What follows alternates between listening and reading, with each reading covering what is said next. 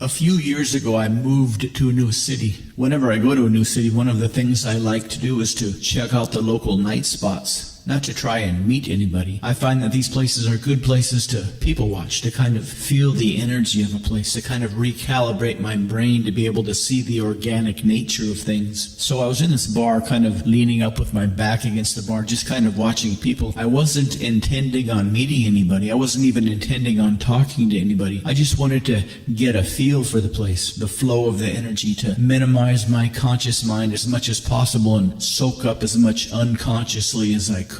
I noticed the guy was next to me at the bar. I didn't notice when he came up. When I started people watching, there was nobody on either side of me. I glanced over at him, and my first impression was that he was maybe some kind of homeless guy that maybe wandered in from the street. But then I glimpsed his watch and had to recalibrate my assumptions. I didn't catch the brand of his watch, but I only realized it was very, very expensive.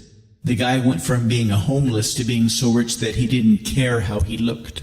I found myself in a conversation with him. I wasn't sure who started it. I asked him how long he'd lived in town. I was planning on asking him about his take on the place, although his opinion would be that of a rich guy, and I didn't know how useful that might be to me. We talked for a while, and he told me he'd recently sold his third business. I didn't ask him how old he was, but he couldn't have been more than 35 or 40. I asked what he did now, and he went over his plans for his next company, but by then I stopped paying attention to what he was saying. By then I had noticed that all the girls in the place were seriously checking him out, but they were checking him out in a way that I had never seen before. I could tell they were insanely attracted to him, but I could also tell they were equally intimidated by him. The girls who were brave enough to walk past him seemed very, very nervous as they walked past, like they had a combination of intense attraction and anxiety at the same time. I don't think I saw any of them make direct eye contact. A few looked up at his chest, but couldn't quite seem to bring their eyes beyond that. I asked him what the deal was. He smiled and kind of noticed that I had noticed. He told me that in the middle of his first business he had had a ton of stress, so he hired a yoga teacher to help him deal with it. And this yoga teacher taught him a bunch about human emotions and the relationship between the conscious and the subconscious minds. It turns out that from a subconscious instinctive level, humans are very, very simple, but we have this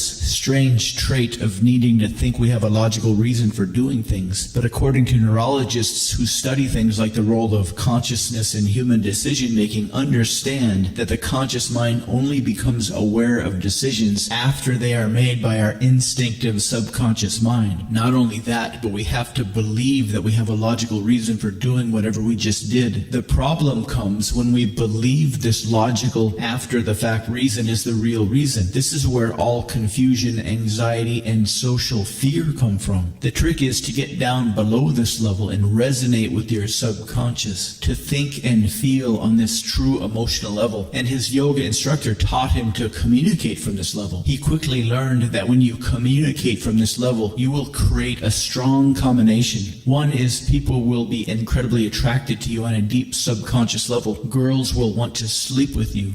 People will want to do business with you. Customers will want to buy from you. But since they can only perceive this from above their post-rational, falsely conscious decision-making level, they will only feel it. They won't be able to communicate it.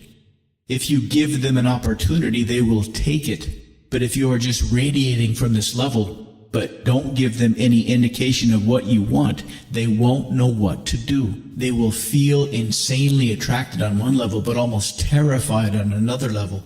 If you remain silent and radiate on this subconscious level, it will give you a very powerful feeling, a very emotionally gratifying feeling, a very ancient and primordial feeling.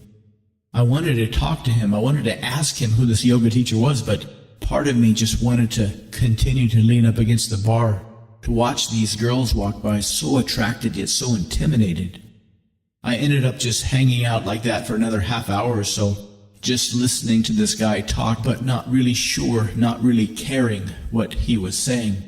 Finally he left, and when he did, the entire energy of the place changed, and something else changed. I didn't know how or exactly when this happened, but I think simply because I was standing next to him, I was getting a kind of collateral attraction. The girls were watching me like they were watching him. But as soon as he left, it all changed. It had come on so gradually that I didn't notice it, but when it was gone, it was fast, it was sudden, and it made me want to do everything I could to learn how to do this, so I could learn more about this, so that I might be able to master this, to radiate deep and subconscious attraction.